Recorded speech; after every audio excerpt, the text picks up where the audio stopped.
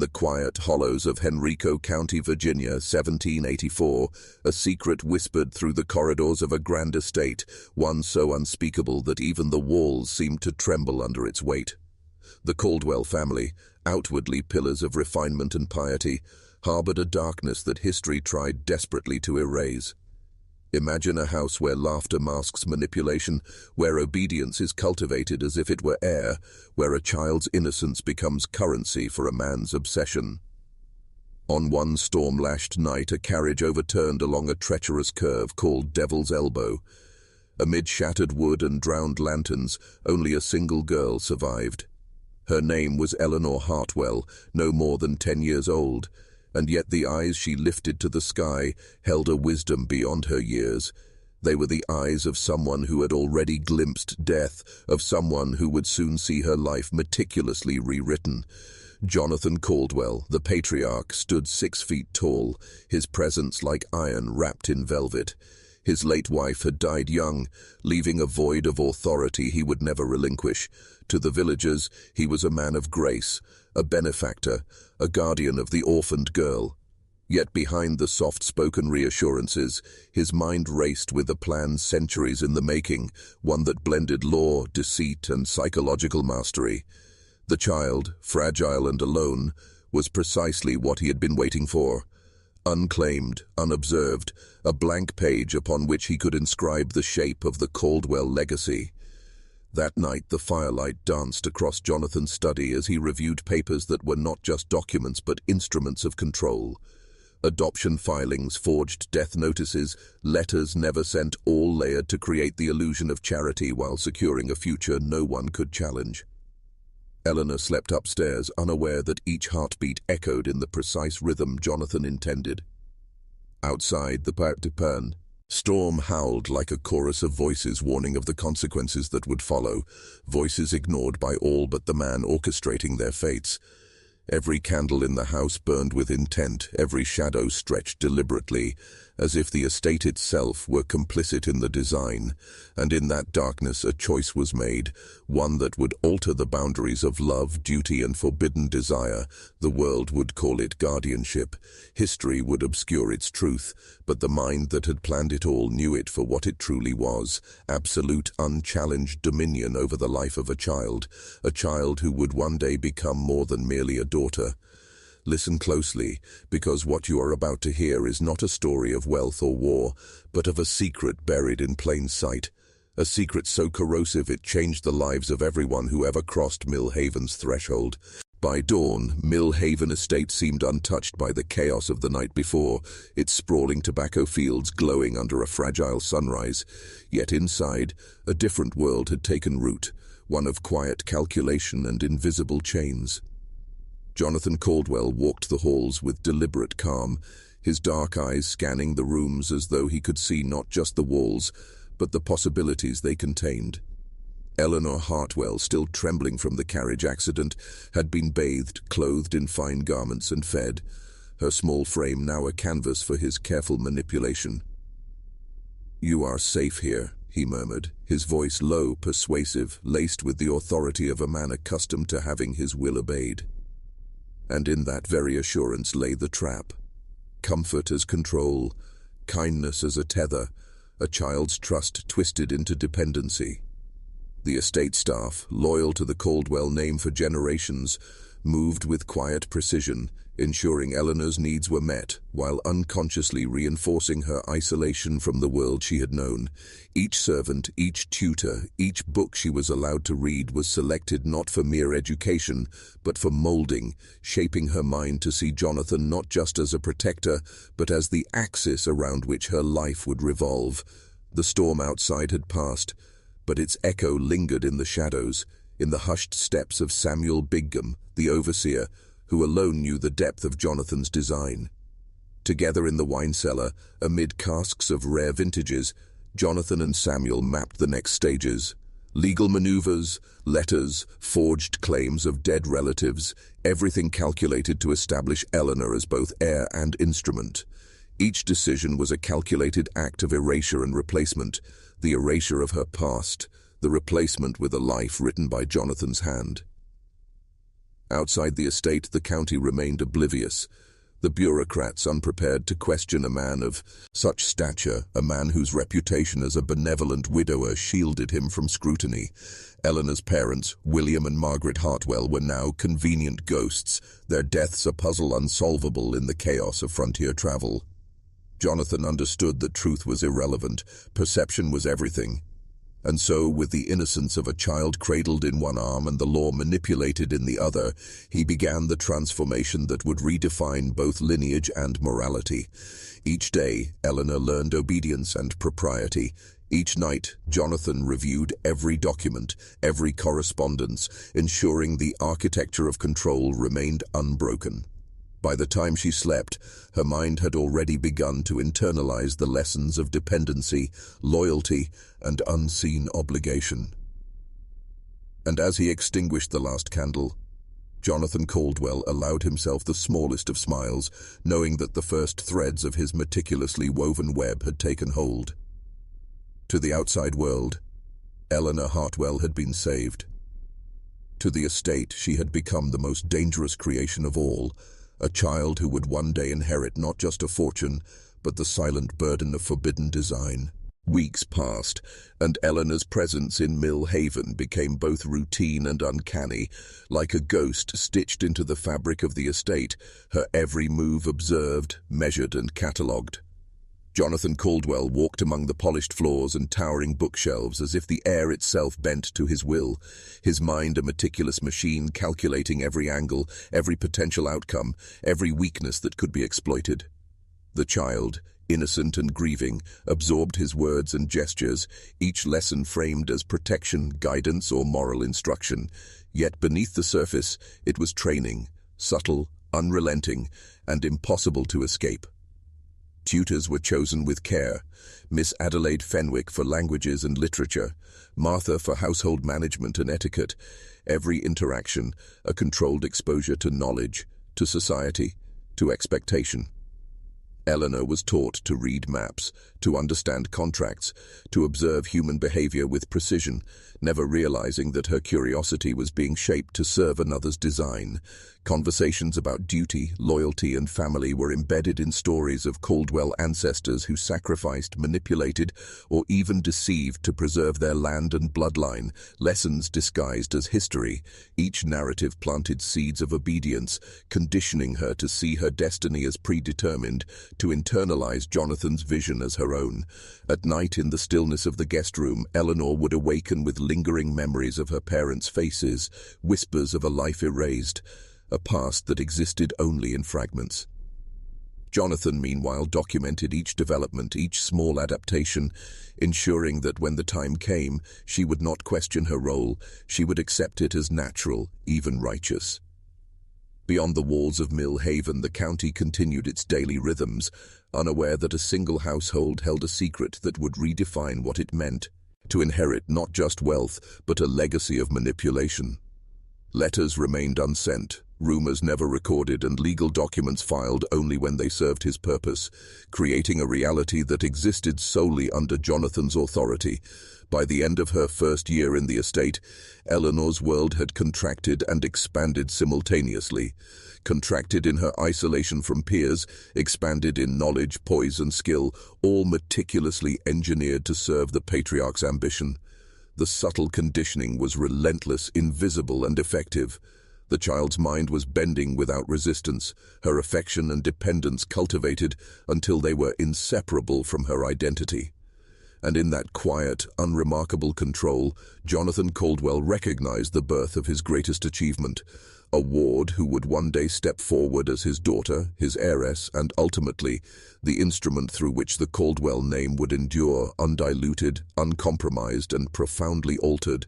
As Eleanor settled into life at Mill Haven, the estate itself became an extension of Jonathan Caldwell's will. Every hallway, every study, every servant's task orchestrated to reinforce her dependence and shape her understanding of the world. Outside, the rolling tobacco fields glimmered in the sun, a veneer of prosperity masking the undercurrents of control flowing through the house.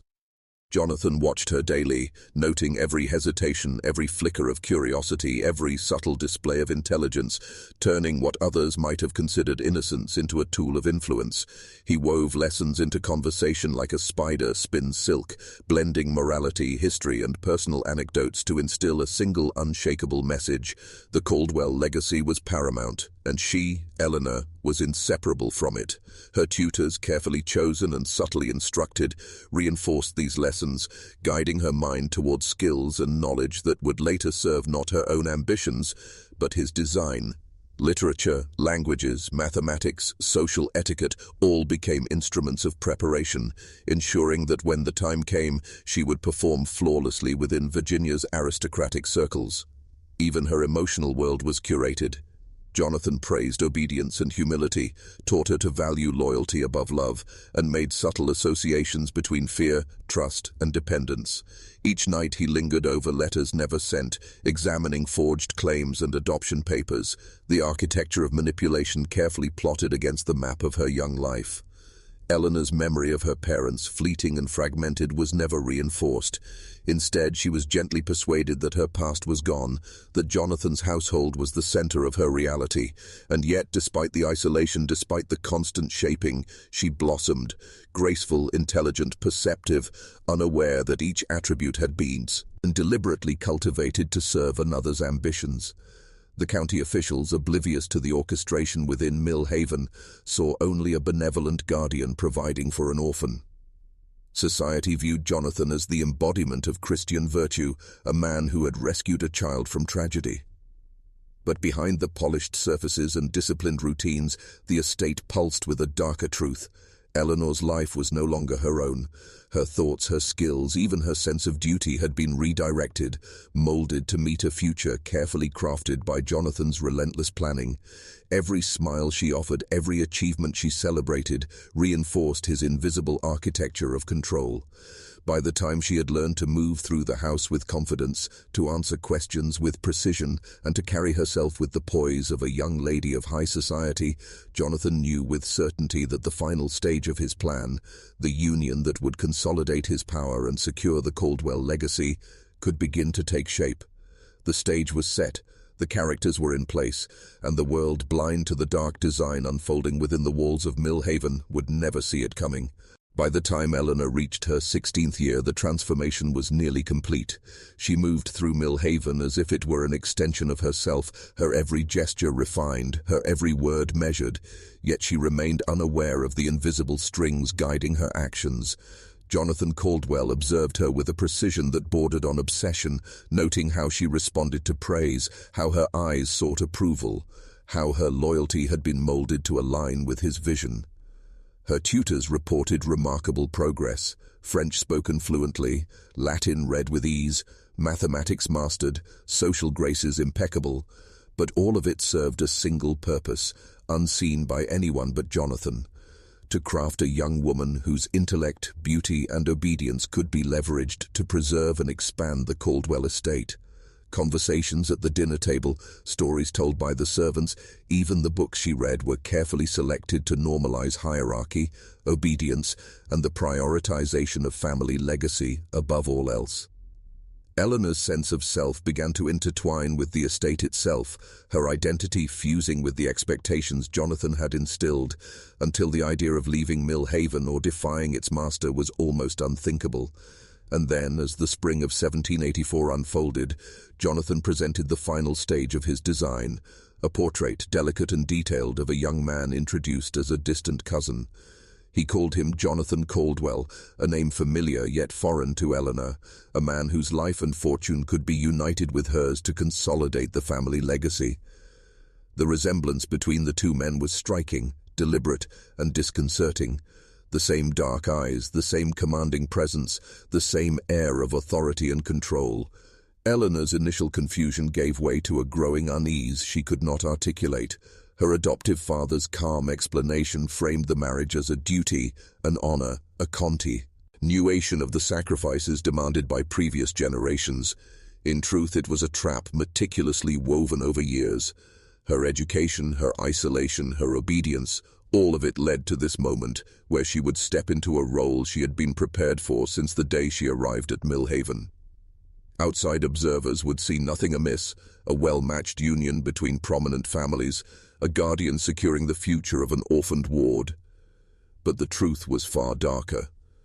Eleanor had been shaped into an instrument, a woman whose emotions, loyalties, and very sense of destiny were controlled to serve the ambitions of a man who had already dictated the terms of her life. Every skill, every lesson, every carefully nurtured dependence ensured that the estate, the wealth, and the reputation of the Caldwell name would remain consolidated, untouchable, and entirely under Jonathan's invisible hand. And as Eleanor gazed at the portrait, the weight of her future pressing upon her in ways she could not yet understand, the first seeds of fear and doubt flickered in her mind, hinting at the forbidden truths that would one day shatter the carefully constructed world around her. The following months at Millhaven were a masterclass in invisible control, a world where Eleanor's every action, thought, and ambition was subtly guided toward a destiny she did not yet understand. Jonathan Caldwell's influence was everywhere, silent and omnipresent. The tutors he had selected continued to refine her mind, but their lessons were no longer just academic. They were shaping her psychology, teaching her to see obedience, loyalty, and family duty as the highest virtues, and to view the outside world as uncertain, chaotic, and potentially dangerous. Conversations around the estate reinforced the same messages. Stories of ancestors who had sacrificed, manipulated, or deceived to protect the family legacy, all framed as noble, unavoidable acts. Eleanor absorbed them eagerly, unaware that each tale was a blueprint for her own compliance. Meanwhile, Jonathan meticulously tracked every step of her education, every book read, every interaction with the staff, ensuring that no influence remained outside his control. Even her fleeting thoughts of her lost parents were subtly redirected. The more she remembered them, the more Jonathan framed her past as irretrievably gone, leaving Millhaven as the center of her existence. Outside observers saw only a young woman flourishing under excellent care, a prodigy of refinement, knowledge, and charm. Society lauded Jonathan as the ideal guardian, a man providing security and opportunity to a child orphaned by tragedy. They did not see the invisible scaffolding around Eleanor's mind, the careful shaping of her perceptions, or the legal and social structures that had been bent to serve a singular purpose. Then came the moment that would crystallize the trajectory of her life. Jonathan introduced the idea of marriage framed as duty and honor, using the portrait of the young cousin whose resemblance to him was unsettlingly deliberate.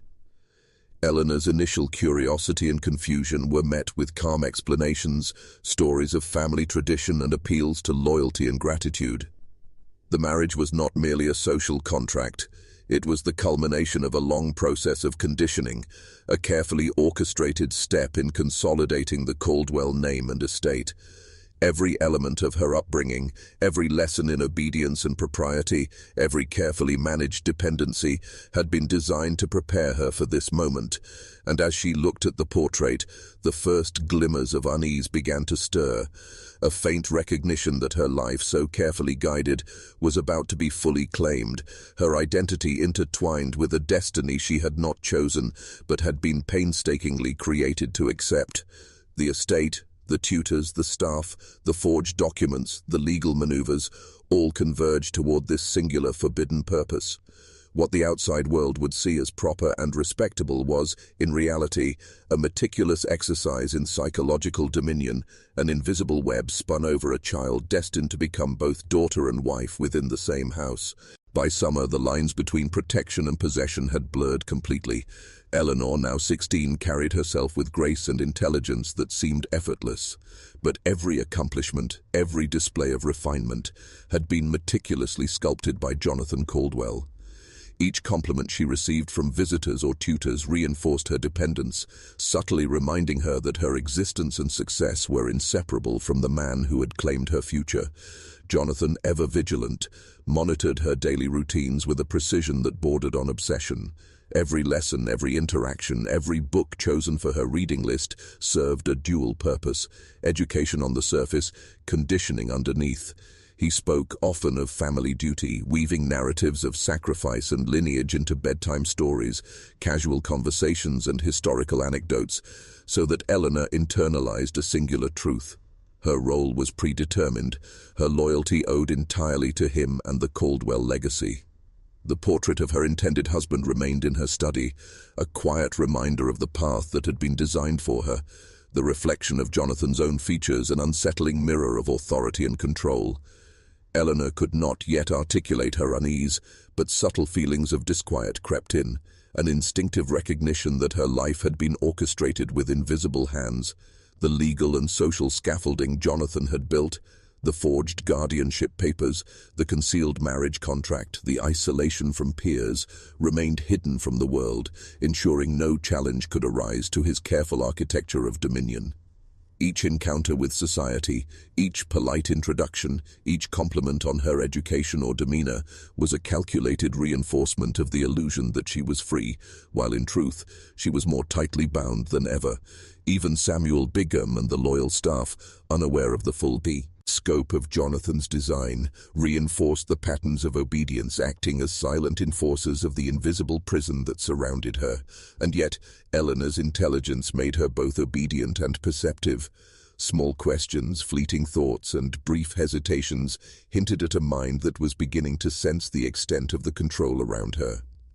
Jonathan, recognizing these glimmers, subtly tightened the web. More stories of family duty, more lessons in loyalty, more gentle reinforcement of her dependence. The estate itself became a theater of manipulation, every room, every corridor, every object designed to impress, instruct, and entrap. Outside, the world moved unaware. Inside, a carefully constructed psychological labyrinth was closing, guiding Eleanor ever closer to the ultimate convergence of her life. The marriage that would make her simultaneously daughter, heiress, and wife, a living embodiment of the Caldwell obsession with legacy, control, and secrecy. Autumn arrived at Mill Haven, casting long shadows over the sprawling estate, shadows that mirrored the darkness growing in Eleanor's mind. The lessons Jonathan Caldwell had instilled over the years now converged with her own observations of the world, planting subtle seeds of doubt that she could not yet name. The young woman who had once accepted her guardian's authority without question began to notice inconsistencies. Small anomalies in the way adults spoke to her, the way letters were withheld, and the calculated timing of events in her life. Yet her conditioning was deeply embedded. Every instinct toward independence clashed with the relentless training that defined her daily existence. Jonathan, always aware, watched from the study, noting the flicker of hesitation in her eyes, the brief moments when her questions hinted at curiosity beyond the scope he intended. He adjusted subtly, offering explanations, reinforcing the narratives of family loyalty, duty, and sacrifice, making it appear as though any unease was her own imagination. Outside, observers continued to see a refined young woman flourishing under the guidance of a devoted guardian. Inside, the reality was far darker. Each evening, Eleanor lingered over the portrait of her future husband, the young cousin whose resemblance to Jonathan was almost unsettling, a silent reminder of the life designed for her. She sensed an impossible closeness between herself and the figure she was told to admire and eventually marry, but the depth of Jonathan's manipulation remained hidden, obscured by the veneer of propriety and family duty. Her education, her upbringing, and her very sense of self had been carefully constructed to align her desires with his ambitions, creating a psychological tether stronger than any visible chains. As the estate prepared for the seasonal harvest, Jonathan's attention shifted to legal matters and social positioning, ensuring that the structures of inheritance, guardianship, and marriage were fully aligned to his ultimate plan. The carefully hidden marriage contract, forged guardianship papers, and orchestrated social interactions were not merely tools, they were instruments of dominion, silent architects of a future in which Eleanor's life would be irrevocably entwined with Jonathan's vision. By the firelight, she sometimes sensed the weight of history pressing upon her, the invisible hand of the Caldwell legacy guiding her every step, whispering that her world, though seemingly wide, was a corridor with no exit. And as Jonathan watched her sleep that night, he understood that the foundation of his design, the blending of paternal authority, education, and emotional dependency, was now unshakable, leaving Eleanor poised to step fully into a fate she could neither reject nor escape, a fate crafted with deliberate cruelty and genius alike. Winter settled over Millhaven, and the estate, grand as it was, felt colder than the frost-laden fields outside. Eleanor moved through the halls with the poise of a young lady of high society, yet beneath her composed exterior, unease gnawed quietly. The careful conditioning Jonathan Caldwell had imposed over nearly a decade had produced an obedient, intelligent, and refined young woman, but it could not fully extinguish the flickers of her own awareness. She noticed the way servants deferred to Jonathan, the way letters and inquiries were never answered, the absence of peers her own age, and the deliberate pacing of her exposure to the wider world. Every observation, however faint, became another layer of the cage Jonathan had constructed around her, invisible yet absolute. Meanwhile, Jonathan meticulously reviewed the legal and social architecture of his plan, ensuring that every document, every relationship, every step in Eleanor's life was aligned to secure the Caldwell estate and consolidate power. He spoke often of family duty, legacy, and sacrifice, masking coercion behind the language of tradition and moral obligation.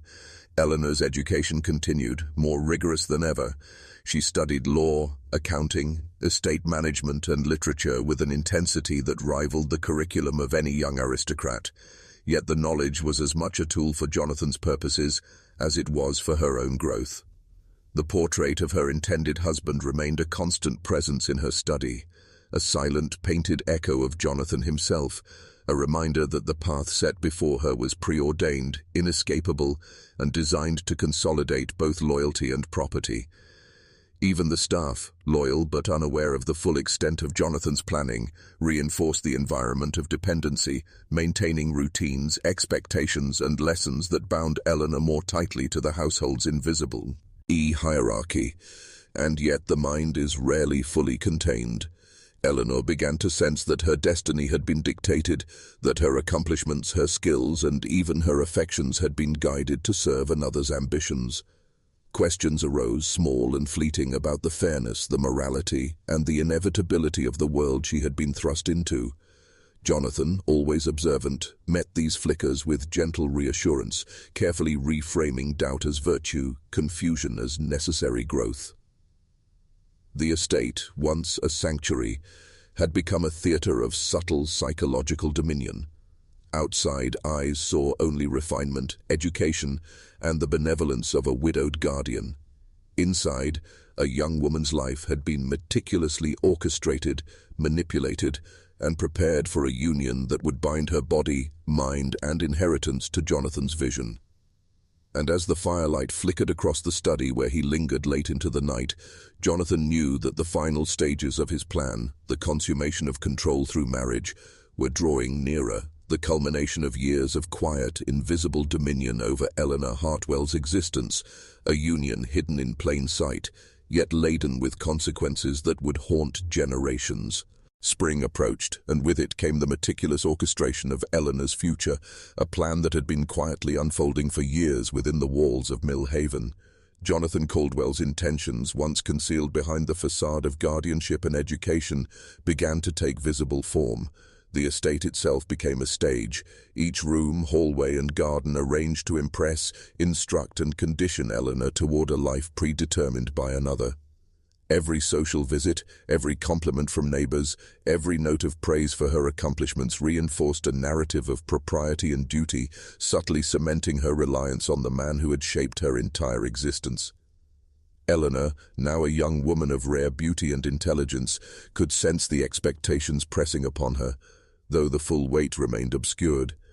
The portrait of her intended husband, so strikingly similar to Jonathan, hung in the study, a constant silent reminder of the union that awaited her.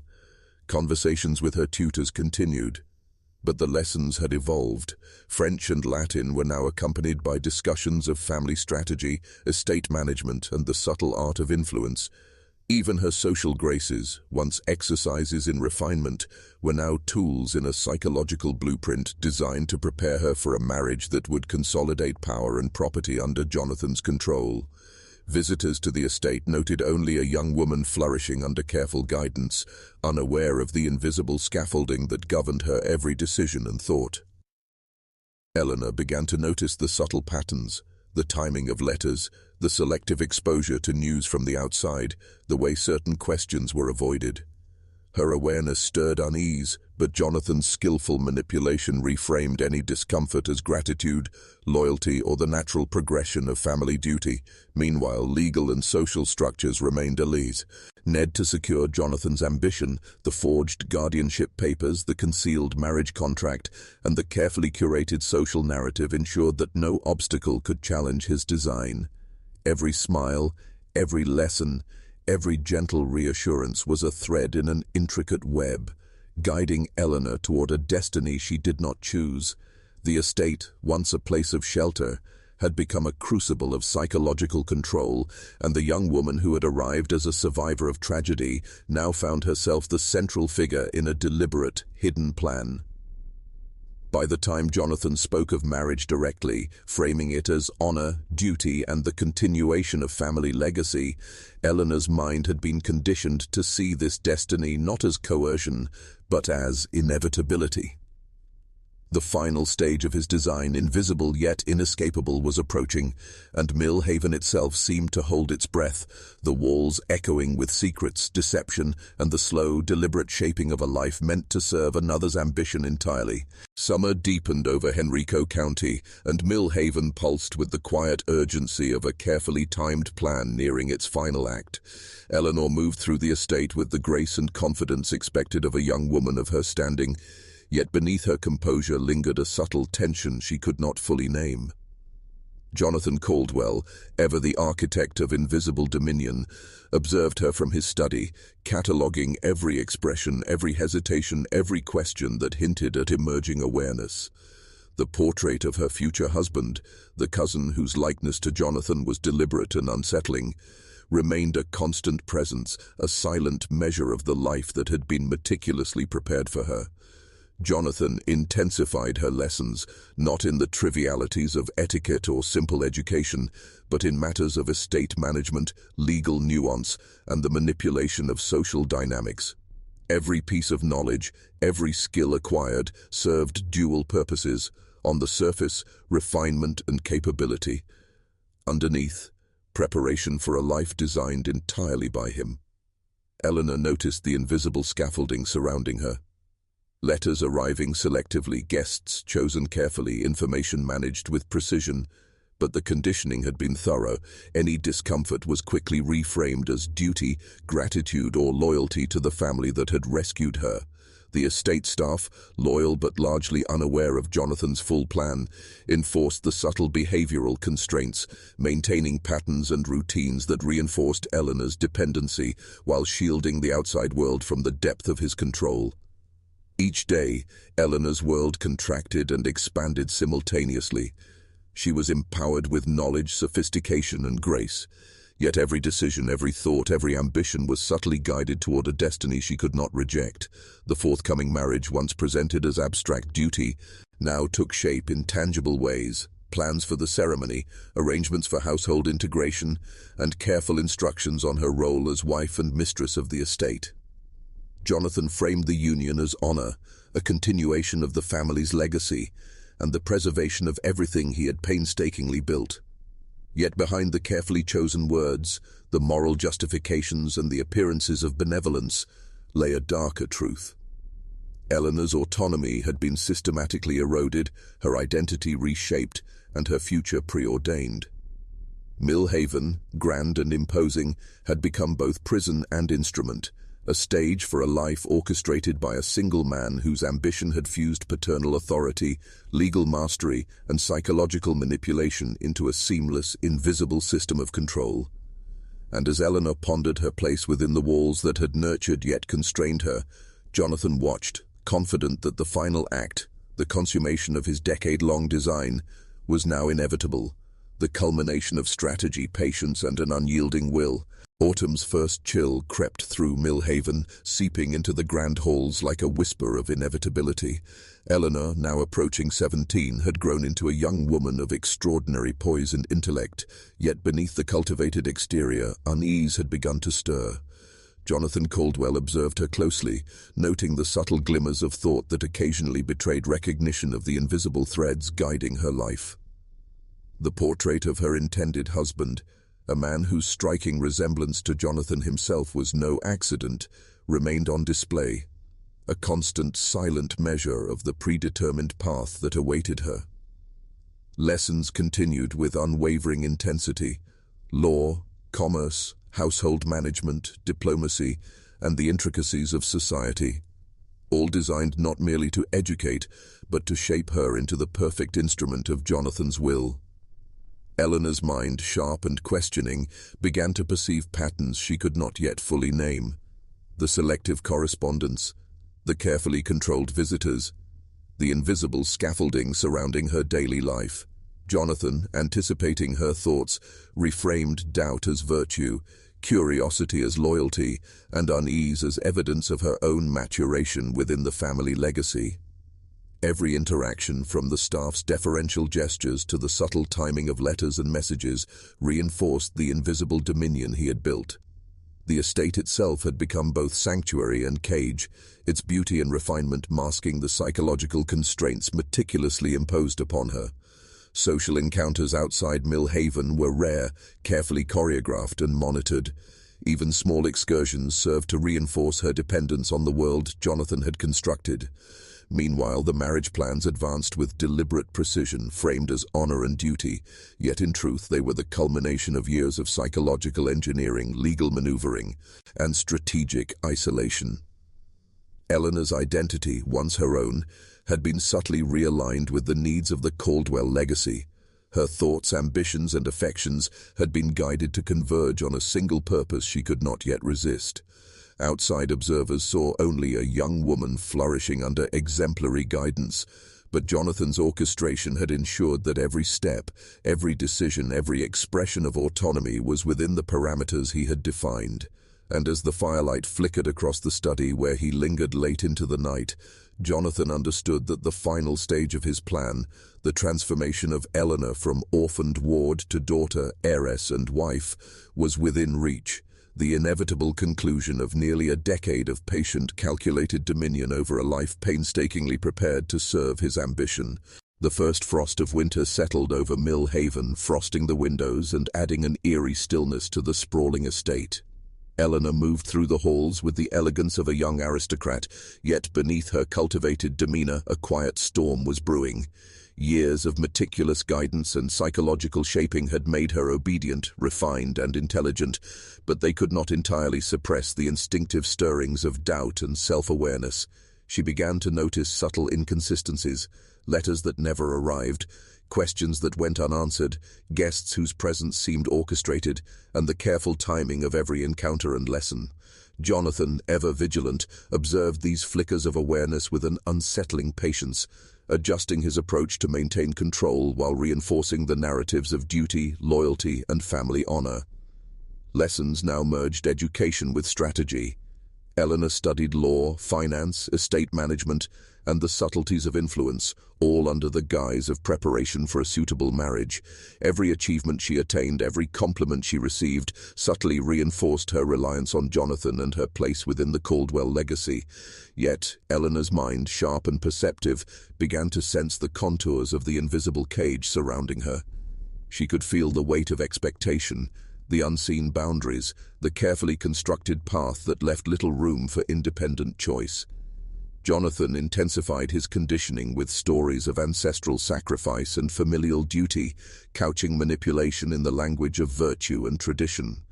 The portrait of her intended husband, so eerily reminiscent of Jonathan himself, hung in her study, a constant reminder that her future had been meticulously mapped, her autonomy silently but decisively curtailed. The staff, loyal and mostly unaware, reinforced the environment with routines, genteel gestures, and subtle guidance, making the estate a perfect crucible for psychological domination. Even social interactions beyond Mill Haven were filtered and controlled, ensuring that Eleanor's world remained a carefully curated reality. And yet, despite the meticulous orchestration, the human mind is rarely fully contained. Small, fleeting thoughts of resistance, questions of morality, and glimmers of instinctive self-preservation began to surface, hinting at the storm that could one day challenge Jonathan's elaborate design. As he sat in his study late into the night, reviewing legal documents, contracts, and the progress of his careful plan, Jonathan knew that the final act, the union that would make Eleanor simultaneously daughter, heiress, and wife, was approaching.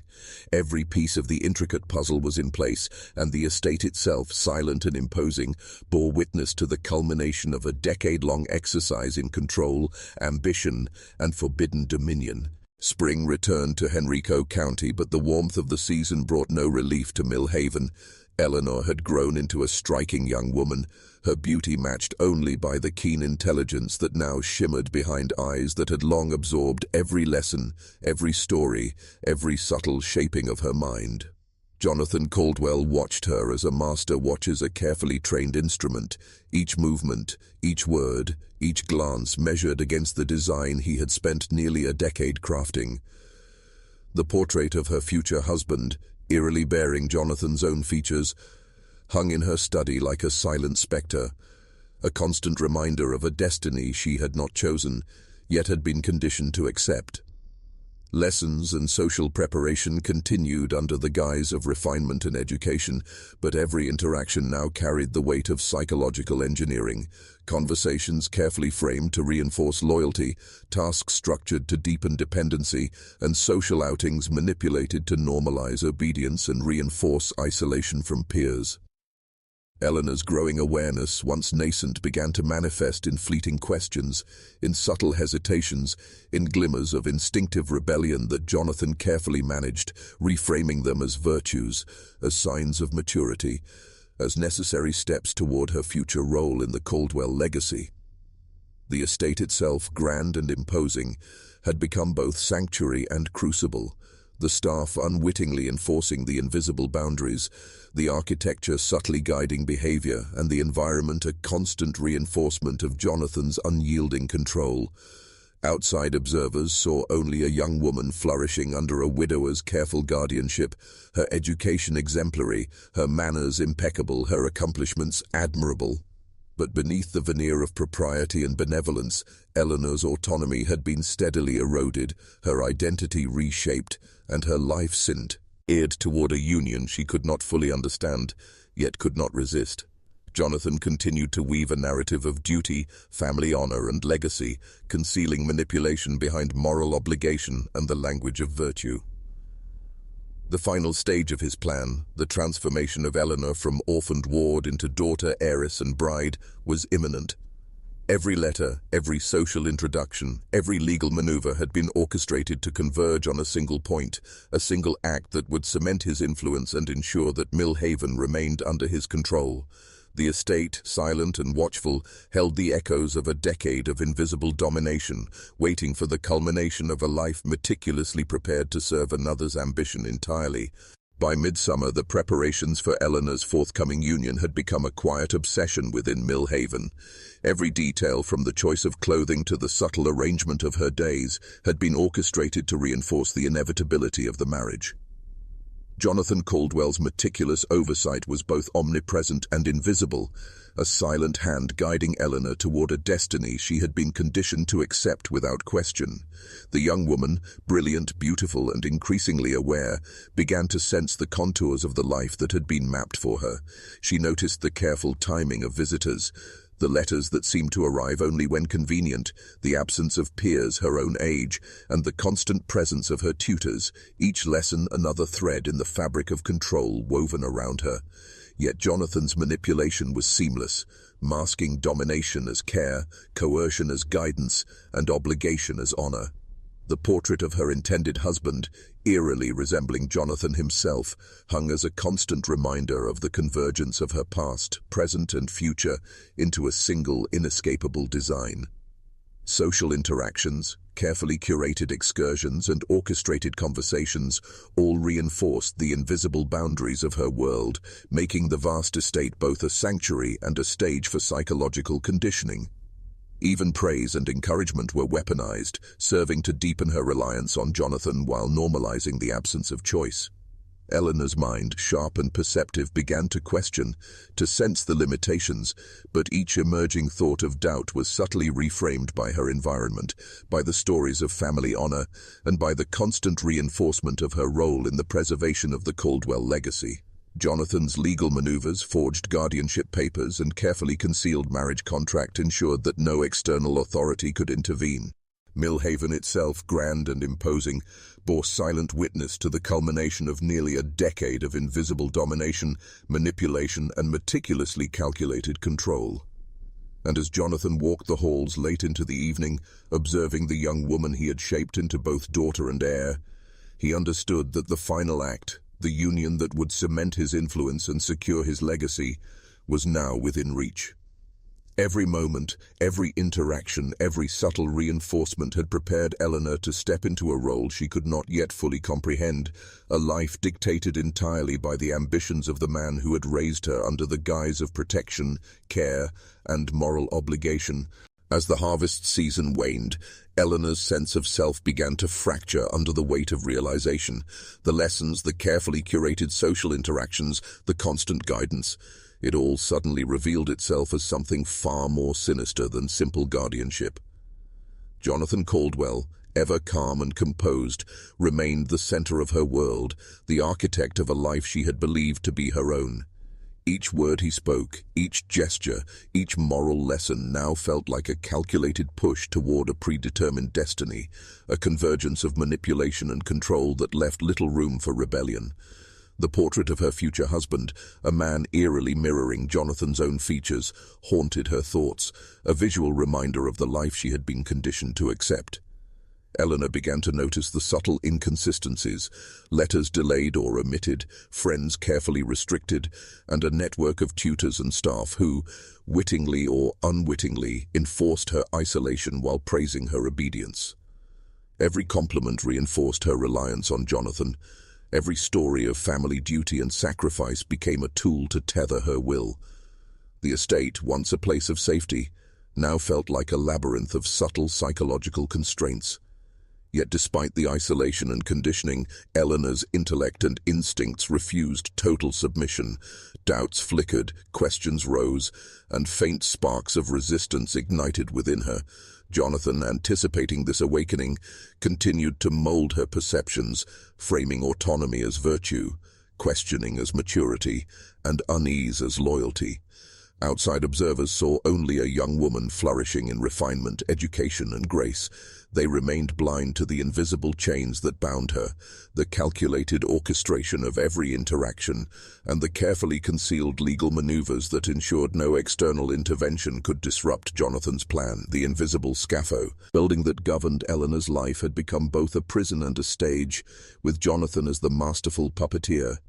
And as the autumn wind whispered through the grand halls of Millhaven, Eleanor began to sense the full magnitude of the truth. Her world, her choices, and her future had been meticulously designed, every step preordained, and every thought subtly guided by the man she had been taught to love, trust, and obey. In this moment, the fragile illusion of freedom shattered, and the reality of her dual role, daughter and heir, soon-to-be wife, descended like a shadow she could not escape. Winter settled over Millhaven with a quiet, suffocating stillness, as if the estate itself understood the weight of the truth Eleanor had begun to glimpse.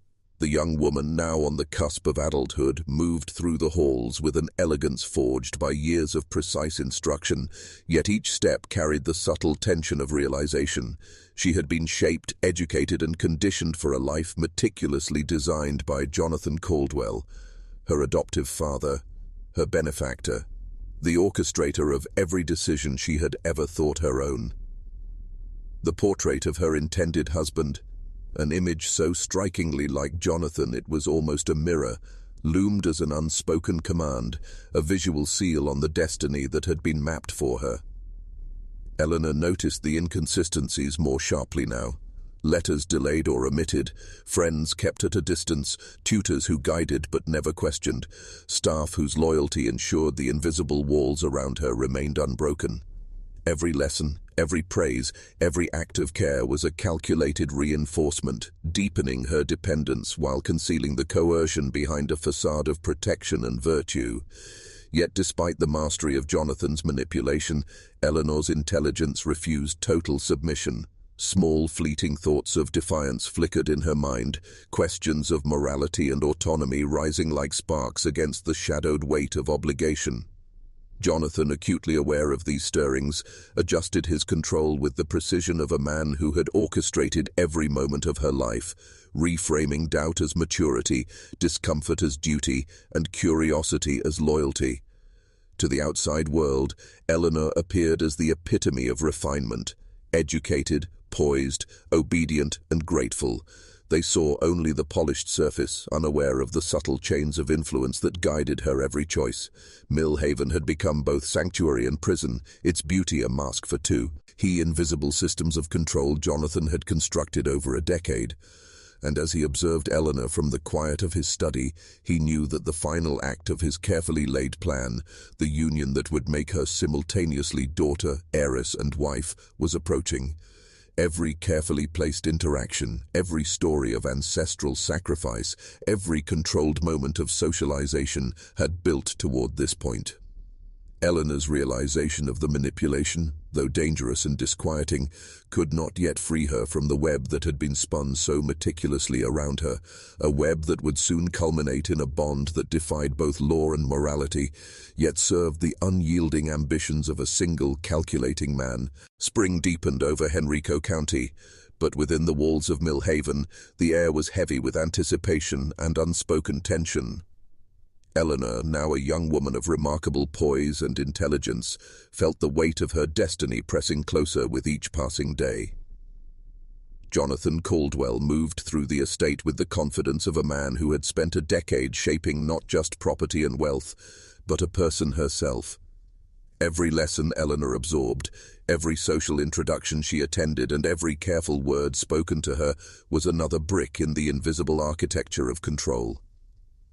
The portrait of her future husband, an unsettling echo of Jonathan's own features, lingered as both promise and command, a silent symbol of the life that had been constructed for her from childhood. Eleanor began to notice the patterns more acutely, letters that never arrived, visitors whose presence felt timed and controlled, and tutors whose guidance always served a larger, hidden purpose. Each day reinforced her reliance on Jonathan, while cloaked as care, instruction, and moral guidance. Yet her mind, sharp and perceptive, began to probe the limitations of the world around her. Thoughts of autonomy flickered in fleeting moments, the possibility of a life unbound by carefully orchestrated rules, the faint recognition that her choices were not truly her own. Jonathan, ever vigilant, intercepted these stirrings with subtle reframing. Questioning became maturity, unease became loyalty, and obedience became virtue. Outsiders continued to see only a young woman flourishing under careful guidance, unaware that every praise, every compliment, and every act of affection had been weaponized to deepen her psychological dependence. Millhaven itself, imposing and immaculate, became both stage and prison, its walls bearing witness to the invisible chains that shaped Eleanor's reality. And as Jonathan he viewed his meticulous records late into the night, plotting the final phase of a plan that had been in motion since the moment she arrived at his door. He understood that the culmination of his decade-long orchestration, the marriage that would merge her fate, wealth, and identity into his vision, was imminent. Eleanor, now fully aware of the duality imposed upon her as both ward and heiress, could sense the inescapable trajectory of her life.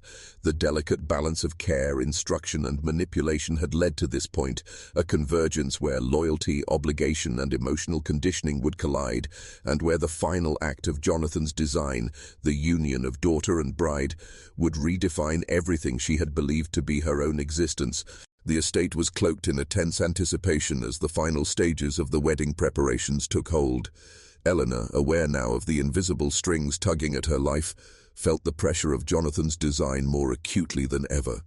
Every visit, every lesson, every moment of praise had been part of a carefully constructed system to mold her into a perfect instrument of his ambition. The portrait of her intended husband, so eerily similar to Jonathan himself, had become a symbol of inevitability, a silent reminder that her autonomy had been steadily eroded over the years. Even the smallest details of her daily routine, meals, study sessions, social introductions, had been calculated to deepen dependence and normalize her limited freedom. Jonathan continued to manage the estate with his characteristic precision, yet his attention was divided between business matters and the psychological cultivation of Eleanor's compliance. She sensed, in fleeting moments of clarity, the manipulation behind every act of kindness, every story of family honor, and every lesson cloaked in virtue. Yet even in her growing awareness, the conditioning had taken deep root. Gratitude, respect, and the ingrained notion of duty intertwined to anchor her loyalty. Outsiders admired her refinement, her intelligence, and her composure, completely oblivious to the invisible frameworks of control that governed her life. The estate itself had become both a sanctuary and a cage, its grandeur masking the psychological mechanisms Jonathan had painstakingly put in place. As the weeks progressed and the wedding approached, Eleanor's understanding of the truth expanded. She was not merely a ward being guided to adulthood, but the central figure in a plan designed to consolidate power, wealth, and legacy. Jonathan's decade-long orchestration was nearing its climax, each thread of manipulation converging to ensure that the union, her becoming both daughter and wife, would solidify his control. Every conversation, every lesson, every carefully timed event had been leading to this inevitability. And as the spring sun rose over the rolling hills of Henrico, Eleanor felt the full weight of her dual role pressing down upon her. A life meticulously shaped, a destiny preordained, and a bond that blurred the line between parental authority and marital claim, leaving her trapped within the legacy of a man whose vision of control had defined every aspect of her existence. The days leading up to the wedding cast a shadow over Mill Haven, the estate quiet but taut with anticipation. Eleanor moved through her lessons and daily routines with the grace and composure that had been meticulously instilled in her. But behind her polished exterior, a growing unease simmered. She had begun to recognize the precision of Jonathan Caldwell's orchestration, the way every tutor, every visitor, every story had been designed to mold her psyche and shape her understanding of loyalty, duty, and inevitability. The young woman, brilliant and observant, had started to perceive the invisible architecture of control surrounding her life. The portrait of her intended husband, mirroring Jonathan's own features, no longer simply hung on the wall. It had become a symbol of the totality of his influence, a constant reminder that her life was no longer her own. Jonathan, ever watchful, continued to weave the final threads of his plan with quiet confidence, ensuring that Eleanor's dependence, gratitude, and cultivated sense of duty remained unshakable. Even as she noticed subtle manipulations, the letters that never arrived, the carefully curated visitors, the tutor's unwavering adherence to his vision, her emotional conditioning ran deep, making resistance nearly impossible. Outsiders saw only refinement, elegance, and intelligence, blind to the psychological machinery that had shaped her existence. Every compliment, every gesture of care, every lesson had been weaponized to reinforce her reliance on Jonathan while concealing the coercion behind a veneer of protection. As the wedding day drew near, Eleanor began to fully grasp the enormity of the reality before her. She was not merely stepping into a marriage, but into the culmination of a decade-long design in which she had been raised, educated, and conditioned to serve a purpose she had never chosen. The estate, grand and imposing, had borne silent witness to the invisible chains that bound her, and now the final act of Jonathan's manipulation, the union of ward and heir, of daughter and wife, loomed as an inescapable climax. Every detail, every interaction, every lesson had led to this moment, and Eleanor felt the weight of a destiny imposed upon her, meticulously crafted, morally ambiguous, and terrifyingly precise, leaving her to confront the full scope of the life she had been groomed to inhabit. The morning of the wedding arrived cloaked in a strange stillness, as if Mill Haven itself held its breath. Eleanor, dressed in a gown of subdued elegance, moved through the halls with the poise she had been meticulously taught. Yet inside, A storm of realization churned. She understood now with an almost painful clarity the scope of Jonathan Caldwell's orchestration. Every tutor, every lesson, every story of family duty had been carefully engineered to condition her mind, to shape her emotions, to prepare her for this moment. The man she was to marry, whose likeness to Jonathan was uncanny, was not simply a distant cousin, but the living embodiment of the life her adoptive father had constructed for her. Each glance at his miniature portrait had reinforced obedience, each carefully timed encounter had strengthened dependence, and each lesson in family legacy had bound her psyche ever tighter to the invisible chains Jonathan had forged. The estate's grand halls, the polished wood, the ornate furnishings, bore silent witness to a decade of psychological engineering, every corner a stage for the performance of loyalty, duty, and emotional manipulation. Staff and tutors moved with quiet precision, ensuring the illusion of normalcy while reinforcing the patterns that had made Eleanor both compliant and devoted. Outside observers saw refinement, intelligence, and beauty, blind to the subtle architecture of control that had dictated her every thought and action. And yet, despite the depth of conditioning, Eleanor's consciousness flickered with awareness, a sense of moral and emotional dissonance that refused to be fully subdued. Jonathan, calm and commanding, sensed these currents beneath her surface, yet he relied on the cumulative effect of years of guidance, praise, and carefully orchestrated attachment to maintain the trajectory toward his desired outcome. The ceremony, though intimate, was the culmination of a masterful manipulation, the union of ward and heir, daughter and wife, a marriage that would bind Eleanor's identity, her fortune, and her emotional loyalty to the legacy of a man who had spent a decade shaping her into exactly what he needed her to be. As the first guests arrived, unaware of the dark orchestration behind the elegance and propriety, Eleanor faced the realization that she had stepped onto a stage she had not chosen, into a destiny that was terrifyingly precise, and into a bond that would redefine her life in ways she could scarcely comprehend. The ceremony commenced beneath the muted light of the late afternoon, casting long, somber shadows across the polished floors of Mill Haven. Eleanor moved forward with measured grace, her body composed but her mind a tempest of comprehension and dread.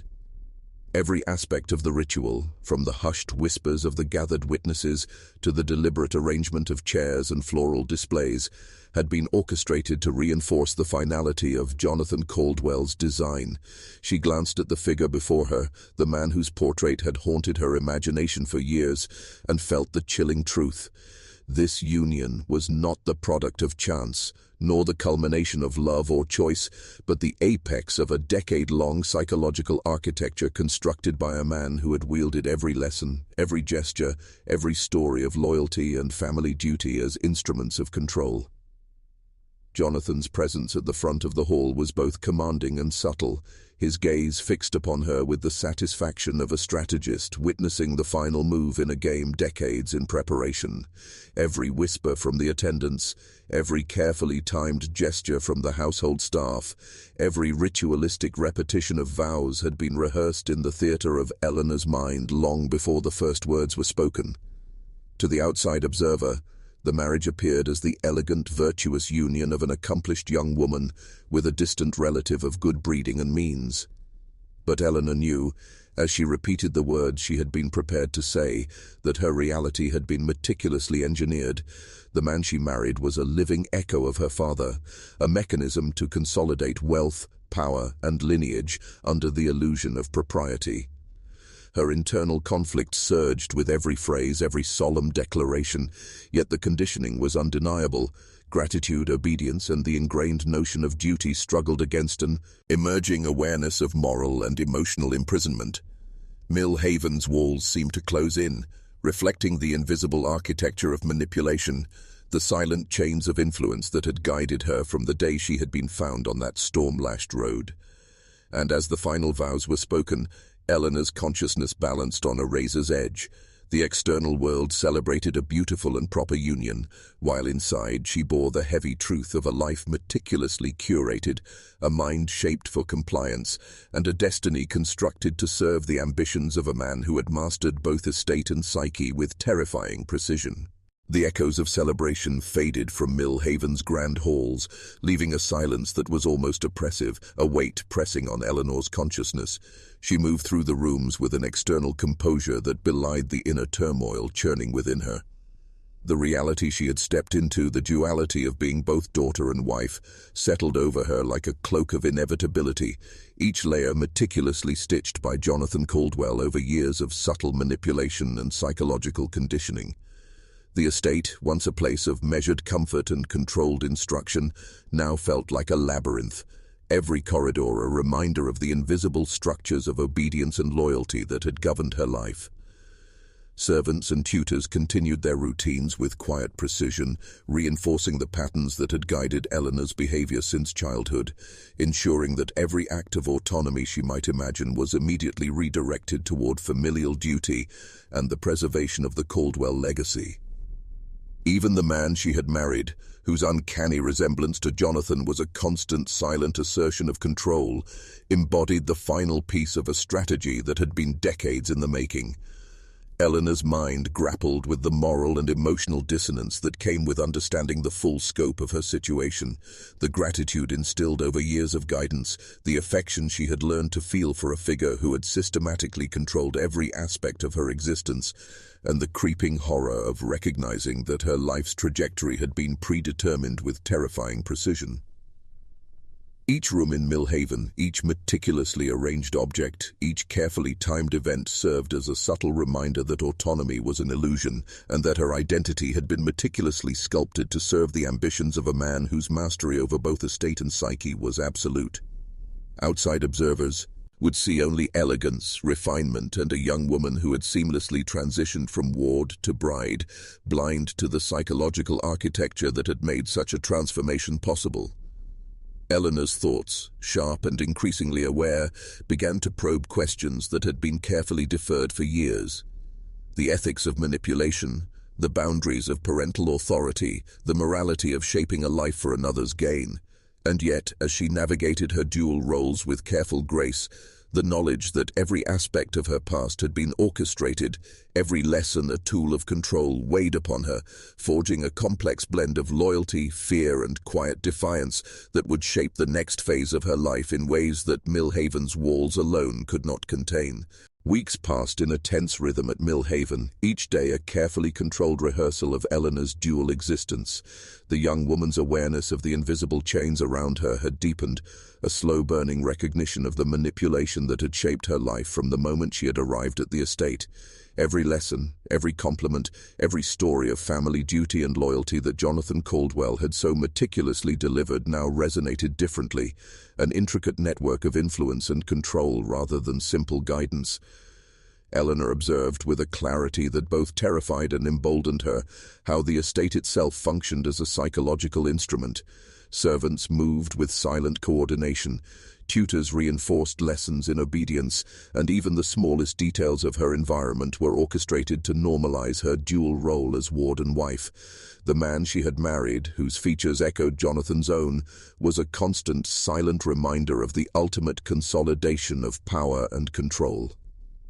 Outside the walls of Mill Haven, society continued to admire her grace, intelligence, and composure, oblivious to the invisible architecture of influence that had guided her every thought and action.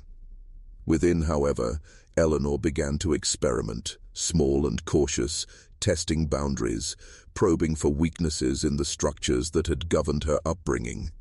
A fleeting moment of defiance, a delayed response, a carefully measured question, sent subtle ripples through the household, forcing Jonathan to adjust his approach, his calm authority subtly tested. Even so, the conditioning of years ran deep. Gratitude, loyalty, and ingrained duty remained anchors, binding her mind even as sparks of awareness and resistance began to ignite. Each interaction became a delicate negotiation of compliance and assertion, a silent struggle between the life imposed upon her and the fragments of autonomy she could reclaim. The walls of Mill Haven, magnificent and imposing, seemed to lean inward, reflecting the claustrophobic precision of Jonathan's decade-long orchestration. And yet, in this carefully constructed world, Eleanor's mind, once shaped entirely for obedience, began to recognize the faint outlines of strategy and manipulation, the mechanisms by which her thoughts, emotions, and allegiances had been guided toward a singular, preordained outcome. The psychological tension was unbearable and intoxicating, a battle between ingrained submission and nascent awareness, and every day that passed brought her closer to a moment where the balance could tip, where the carefully cultivated control of Jonathan Caldwell might meet the first real challenge of Eleanor's emerging consciousness. Eleanor's subtle rebellion began as whispers within her own mind, almost imperceptible to those around her but thunderous to her consciousness. She had mastered the appearance of composure, the calm elegance expected of Millhaven's young mistress, yet beneath that practiced exterior, a series of quiet resistances were forming. She questioned the lessons Jonathan had delivered, scrutinized the stories of family honor, and examined every expectation placed upon her as if testing for cracks in the foundation of control. Each calculated smile, each measured gesture became a tool, allowing her to navigate the estate while simultaneously probing for weaknesses in Jonathan's careful orchestration. The estate itself, once a haven of cultivated elegance, now seemed like a theater of psychological engineering. Every corridor, every polished surface, every tutor's lesson had been a device to guide her mind, body, and emotions toward predetermined ends. Even her husband, whose striking resemblance to Jonathan was a constant reminder of control, became part of her observations, a living symbol of obedience and legacy, unknowingly participating in a scheme that had defined Eleanor's entire life. The tension between outward compliance and internal questioning sharpened daily as Eleanor tested boundaries without alerting the architect of her upbringing. She began small, asserting her preference in trivial matters, asking questions with subtle insistence, watching how Jonathan's responses shifted when her autonomy flickered into view. Each subtle act of defiance, each spark of independent thought, created a dangerous dance. One misstep could unravel the delicate balance that had governed Millhaven for a decade. Yet Eleanor's awareness of the mechanisms at work gave her a sense of power previously denied. The knowledge that every act, every story, every display of authority had been engineered provided her with the insight to anticipate, to navigate, and to manipulate in return. The estate, magnificent and oppressive, stood as both the prison of her upbringing and the proving ground for the first glimmers of her own agency. And as days bled into weeks, Eleanor's mind became a battleground, the forces of psychological conditioning clashing with the emergence of self-awareness, each victory in thought and subtle action slowly chipping away at the fortress Jonathan had built, signaling the first real threat to the decade-long control he had meticulously exercised over every aspect of her existence. By late summer, Eleanor's quiet defiance had begun to ripple through the carefully maintained order of Millhaven.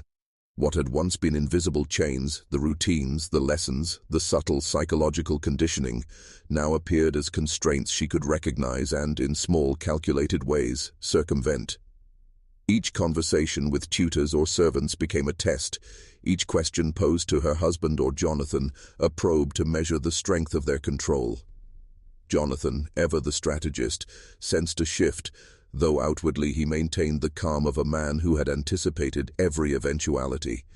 Beneath his measured demeanor, he began to adjust, subtly reinforcing lessons, arranging interactions to tighten the net of influence that had surrounded Eleanor for years. Yet, the young woman's awareness had grown faster than he had predicted. Her mind, once entirely molded by his guidance, now flickered with thoughts of autonomy and moral judgment. She saw the patterns, the way favor was doled out, the deliberate sequencing of education, the psychological reinforcement of gratitude and loyalty, all carefully designed to make her see compliance as a sacred duty rather than imposed control. The resemblance between her husband and Jonathan, once comforting in its familiarity, had become a living mirror of manipulation, a reflection of how deeply her life had been engineered to serve another's purpose. Each subtle act of independence, choosing the color of a dress, questioning the interpretation of a lesson, delaying an obedience ritual, sent ripples through the estate's rhythm, forcing Jonathan to counteract, to reassert, and to adapt. Eleanor's growing understanding of the dynamics at play was intoxicating. For the first time, she realized the full extent of the life constructed around her and, more importantly, the leverage she could exert within it. Millhaven, grand and imposing, had served as both stage and cage, a meticulously controlled environment where every element of her upbringing had been a tool of psychological engineering. Now, with awareness blooming, she began to navigate that world with intention, exploring the boundaries of control, testing the limits of influence, and discovering the first fragile threads of autonomy in a life that had long been dictated by another. Every measured step, every carefully calculated action became a statement. She was no longer merely the subject of manipulation, but a mind beginning to challenge the very architecture that had defined her existence. Autumn brought a crisp clarity to Millhaven, but with it, a tension that seemed to settle over every polished surface and shadowed hallway. Eleanor had grown bolder in her quiet defiance, her awareness of the psychological architecture surrounding her translating into deliberate, measured actions that tested Jonathan's absolute control. A glance lingered too long, a question carried a subtle challenge, and small choices became acts of rebellion carefully disguised beneath the veneer of politeness. Jonathan noticed the shifts immediately, the faint undercurrents of resistance that his years of preparation had not entirely anticipated. His strategies, honed over decades to mold minds and consolidate wealth, met an intelligence capable of reading the architecture of influence itself. For the first time, the balance of power within Millhaven was contested, and Eleanor's every act, though restrained, carried a weight that made the household staff uneasy, tutors uncertain, and Jonathan himself quietly recalibrating.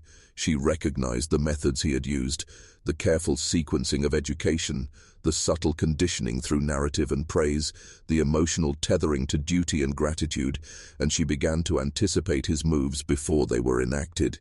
Each calculated observation she made, every nuanced test of her autonomy, was both a survival mechanism and a probe, measuring how far she could bend the invisible rules without triggering retaliation. The estate, magnificent and imposing, had once been a theater of absolute control, but under Eleanor's growing awareness, it became a battleground of psychology, where compliance met scrutiny and authority faced emerging insight. Even her husband, unwittingly cast as a living symbol of Jonathan's designs, now became a variable in her careful experiments, his resemblance to Jonathan a haunting reminder of the life scripted for he. The tension escalated in subtle, almost imperceptible ways, a delayed obedience here, a question there, the occasional challenge to a lesson or protocol. Each ripple forced Jonathan to intervene, subtly reinforcing control, yet each intervention only illuminated for Eleanor the mechanisms she had once absorbed unquestioningly. By this season, it was clear, the estate's carefully constructed order was no longer unassailable. Eleanor's mind, sharpened by a decade of cultivation and now fueled by awakening insight, had begun to reclaim space that had long been claimed for another's ambitions. And as the shadows lengthened across Millhaven's corridors, the inevitable confrontation loomed, a collision of design versus awareness, control versus emerging agency, one that would test the limits of Jonathan Caldwell's mastery over both estate and mind. Winter arrived with a silent cruelty blanketing Millhaven in frost and shadow, a fitting backdrop for the confrontation that had been quietly building for years. Eleanor, no longer a passive participant in the carefully orchestrated world Jonathan had created, moved through the estate with a precision born of awareness and determination. Every interaction was now a test, every conversation a calculated probe into the limits of Jonathan's control. She had studied his methods for years, the subtle conditioning, the emotional tethering, the meticulous choreography of loyalty and dependence, and now she wielded that knowledge like a weapon. Jonathan, for his part, remained outwardly composed, but his practiced calm could not conceal the tension that tightened his every movement. The patterns he had relied upon for a decade, the seamless obedience, the unquestioned acceptance of his authority, were beginning to fracture under Eleanor's deliberate actions. The subtle delays, the pointed questions, the small assertions of preference, all accumulated into an undeniable force, revealing the vulnerabilities in the psychological cage he had built. As they met in the study one evening, the room heavy with the scent of polished wood and burning candles, Eleanor's gaze held Jonathan's with a new intensity, a silent understanding that the dynamic had shifted. "You've taught me everything about this house, its rules and its legacy," she said quietly, her voice steady, yet laced with the authority that had grown within her. "But I've also learned something you never expected. I can see the design behind your intentions." Jonathan's eyes flickered, a brief, almost imperceptible crack in the facade of control. He had anticipated nearly every challenge, foreseen nearly every rebellion, but Eleanor's awareness, her intelligence, and her strategic subtlety were variables he had underestimated. The confrontation unfolded not with anger or loud defiance, but through the quiet, psychological tension that had defined Millhaven for years. Every word, every gesture, every measured pause became part of a dance, a battle of wits and control, where the stakes were not only inheritance and social standing, but the very minds and identities that had been forged within those walls. Outside observers would see only the outward elegance of a young mistress and her adoptive father. But within that room, the currents of manipulation and awakening collided in ways that would determine the trajectory of Eleanor's life, the legacy of Millhaven, and the hidden truths about power, influence, and psychological control that few in Virginia or anywhere would ever glimpse. Spring arrived, but Millhaven was no longer a sanctuary of unquestioned order. It had become a crucible of awakening.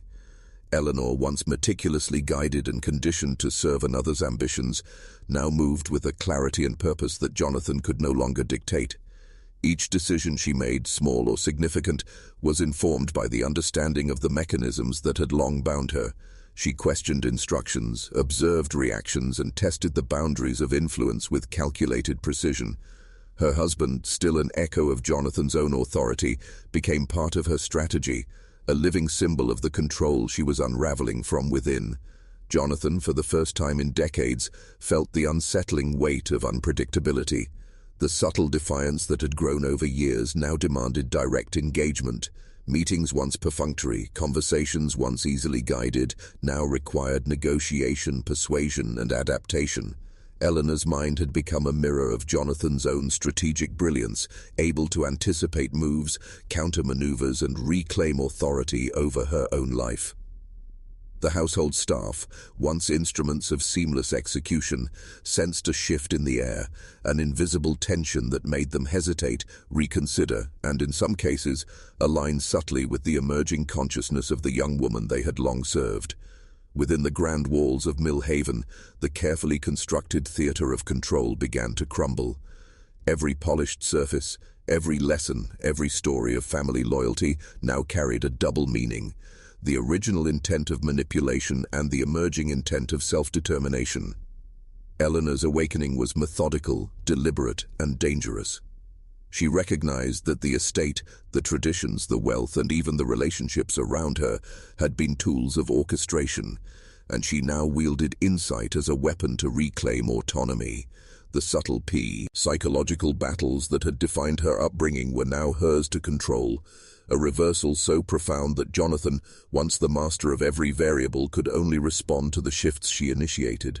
By spring's end, Millhaven was transformed, not physically, but in the invisible architecture of power. Eleanor had stepped fully into the role Jonathan had meticulously crafted for her, but on her own terms.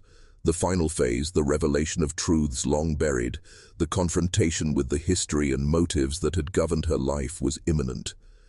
And when that moment arrived, it would not merely determine the fate of one woman or one estate, it would expose the chilling depths of manipulation, the fragility of control, and the capacity of a mind once molded to break free and wield power in ways even the architect could never have foreseen. The final confrontation unfolded not with fanfare, but with a quiet, almost unbearable intensity. Eleanor, now fully aware of the intricate web of manipulation that had defined her life, confronted Jonathan in the very study where decades of control had been orchestrated. Every polished surface, every candle-lit corner, every leather-bound ledger seemed to pulse with the history of deceit, obedience, and psychological engineering. She spoke with measured calm, her words carrying the weight of insight and authority, exposing the hidden currents that had guided her education, her relationships, relationships, and even the design of her marriage. Jonathan, the man who had once orchestrated every detail of her existence with clinical precision, felt the first true loss of control. His carefully constructed reality, the fortress of obedience and dependence he had built around her, now faced the full force of a mind he had underestimated. Eleanor's gaze swept across the room, cataloguing every nuance of power, every flaw in the edifice of influence, every instrument of authority that had been wielded over her. She revealed with unflinching clarity the psychological mechanisms Jonathan had relied upon, the emotional tethering, the social isolation, the strategic conditioning, and the orchestrated narrative of family duty and legacy. Each revelation struck like a hammer, not just dismantling the illusions he had maintained, but shattering the moral certainty with which he had acted. Outside the walls of Millhaven, the world remained unaware, as it always had, of the dark choreography that had unfolded for decades behind its stately facade. But within, Eleanor reclaimed not only her autonomy but the narrative itself, rewriting the story of her life with the precision, intelligence, and emotional force that had been honed under years of manipulation. The estate, once a theater of psychological control, became a testament to the resilience of consciousness and the capacity of a single individual to reclaim power from the most insidious forms of influence. As Eleanor stepped into her new reality, the final truth became undeniable. Millhaven had been a crucible, not just of wealth and lineage, but of human will, deception, and the fragile, terrifying balance between control and freedom. And for those who would hear this story, the lesson is clear. The most profound chains are often invisible, the most dangerous architects of influence unseen, and the human mind, once awakened, possesses a capacity for clarity and power that no manipulation, however elaborate, can fully contain. If you have felt the weight of this story, share your thoughts in the comments and let others see the hidden truths you have glimpsed. Don't forget to like, share, and subscribe for more forbidden histories and the dark knowledge that changes everything. What you've just witnessed is more than a tale of manipulation, inheritance, and forbidden bonds. It is a mirror to the hidden mechanisms that govern power, influence, and control in human society. Millhaven was never just a plantation. It was a laboratory of authority, a theater where wealth, psychological mastery, and secrecy intersected with human ambition and desire. Eleanor's story shows us how the invisible chains of upbringing, loyalty, and expectation can be used to shape a life, and how awakening to these forces can become the most dangerous and liberating act of all. Remember this: the most profound lessons of history are rarely taught openly.